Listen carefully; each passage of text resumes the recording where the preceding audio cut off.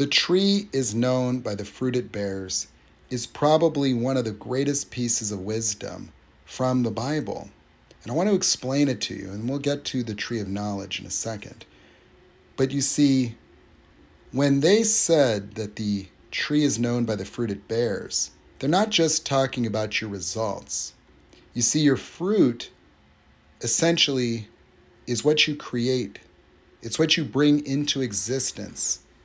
See, in the Bible, they had the tree of life and the tree of knowledge of good and evil. The tree of knowledge of good and evil is their version of ego.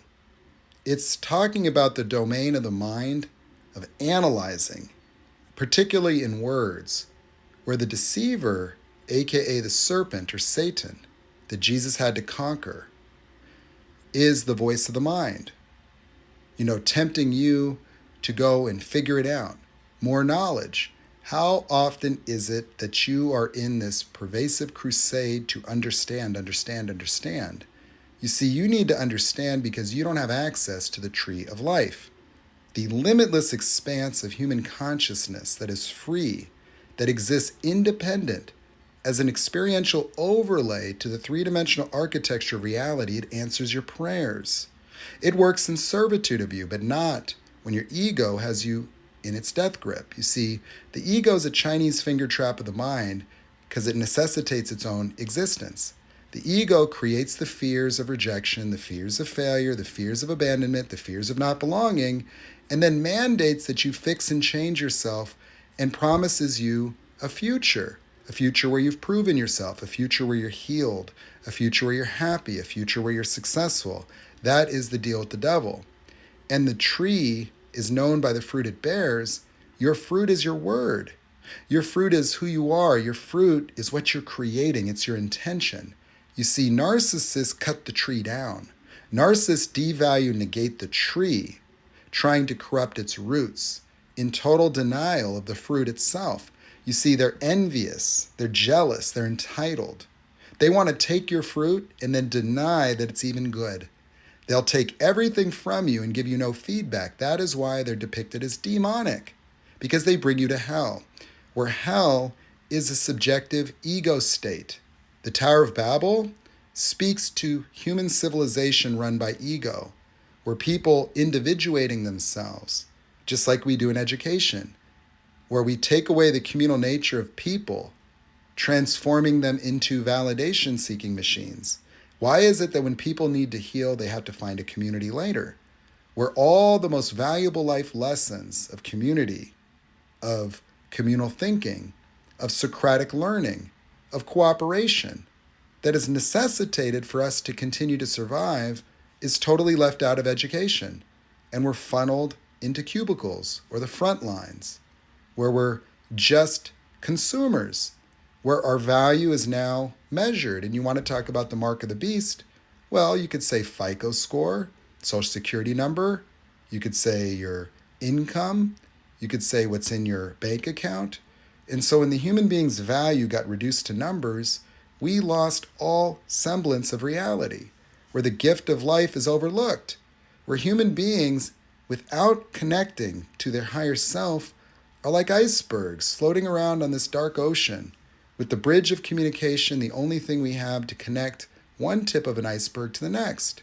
But as you're judging and evaluating the tip of someone else's iceberg and crying because it's a millimeter taller than yours, you're failing to see the total sum of what's really there. Where the universe within one's mind are like grains of sand in an hourglass, and the mouth is the funnel. And so we can only communicate in a linear way. But the genius mind, the mind that has been set free into the kingdom of God, a domain of experiencing reality that is present moment consciousness only. That if you listen to Alan Watts talk about Christ consciousness, you'll find that Christ consciousness is no different than the enlightenment of Buddha, that the escape from suffering was the salvation and being born again. You call it nirvana or enlightenment in the case of Buddha, but you call it being born again or saved or salvation or the kingdom of God in the case of Jesus. And hell is akin to the human suffering.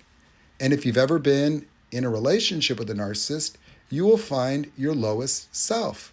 you will find yourself searching to try to get the validation that you need.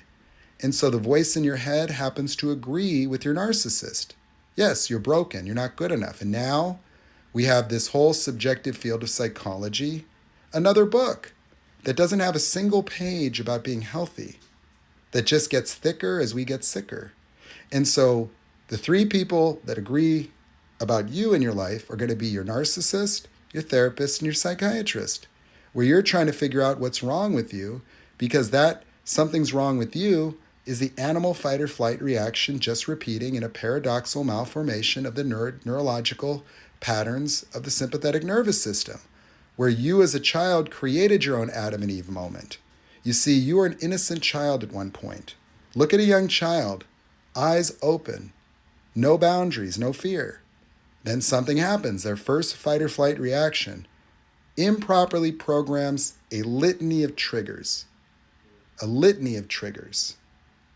And so, those triggers are essentially self-filling, because when you feel like you're not good enough, the experience of not good enough confirms the experience and reaffirms itself, and it repeats as a vicious cycle, trapping you in your head, because the fight or flight reaction also causes fear that increases cognitive impairment. So people who use fear-mongering politically, fear-mongering in the news, fear-mongering nutritionists, conspiracy theorist type people, literally indoctrinate people into groups where analytical thinking becomes the only way in which people can navigate their reality, and it's totally fruitless. Because these repetitive feelings of abandonment, shame, guilt, not good enough, not belonging, not, needing to be perfect, having to figure it out, will have you keep running back and forth to Barnes & Nobles, spending 10 years in therapy so you could keep reliving some nonsensical experience in childhood, which is falsely attributed to the cause of this as a way to diffuse the responsibility and project it onto the past, because everybody likes being broken.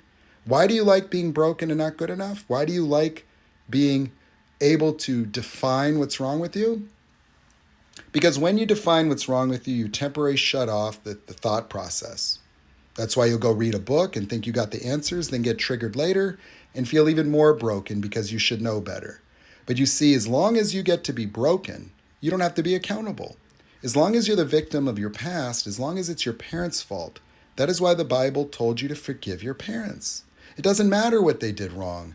You see, forgive them, they know not what they do, was something that would be sensible and reasonable for the born again, for the enlightened. That once you transcended ego, you would see everybody else is stuck. So you forgive them, they know not what they do.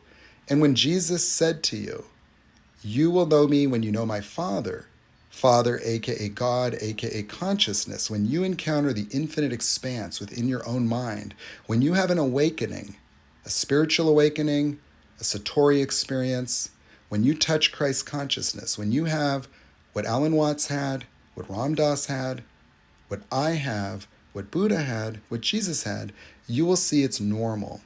You see, my whole purpose for the rest of my life is to normalize the psychology of enlightenment. By understanding and having gained the capacity, I want you to understand it, gained the capacity, that when I woke up from this narc nightmare, my mind expanded infinitely internally, and I could see everything within my subconscious suddenly.